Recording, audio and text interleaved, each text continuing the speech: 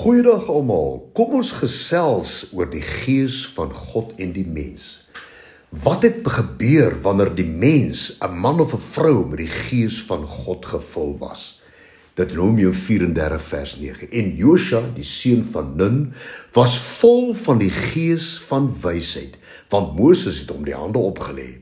Rigters 6 vers 34. En die gees van die Here het Gideon vervul, en hy het op die rangshoorn geblaas, en die Abesriete is agter hom aan opgeroep. Luister nou net hierna, Rigters 13 vers 25. En die gees van die Here het Simson begin drywe in die laar van Dan, tussen Sorea en Estahol.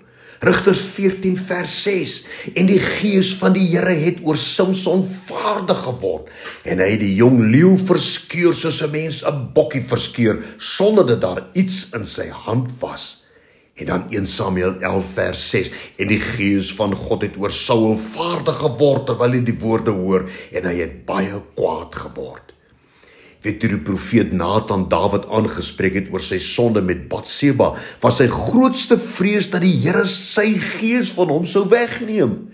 Daarom roep hy die Here aan, en hy sê daar in Psalm 51 vers 11 tot 13, verberg u aangesig vir my sondes, en delg uit al my ongeregtighede, skep vir my 'n rein hart, o God, en gee opnuut in die binneste van my 'n vaste gees. Verwerp my nie van die aangesig nie, en neem u Heilige Gees nie van my weg nie. Dawid was deurgangs deeglik bewus van die krag van God se gees in sy lewe. Hoor net sy gebed in Psalm 143 vers 9 en 10. Red my van my vyande, Here, by u skuil ek. Leer my om u welbehae te doen, want u is my God. Laat u goeie gees my lei. En kom ons kyk na die krag van God se gees selfs in Jesus se lewe hier op aarde.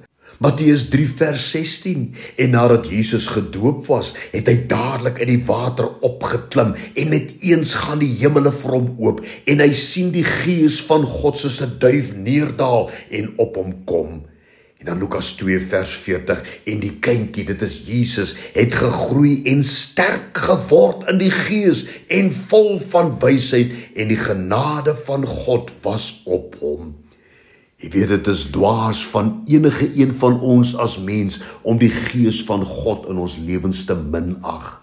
Lukas 24 vers 49 sê die Here vir ons, en kyk, ek stuur die belofte van my Vader op julle, maar julle moet in die stad Jerusalem bly, totdat julle toegerus is met krag uit die hoogte.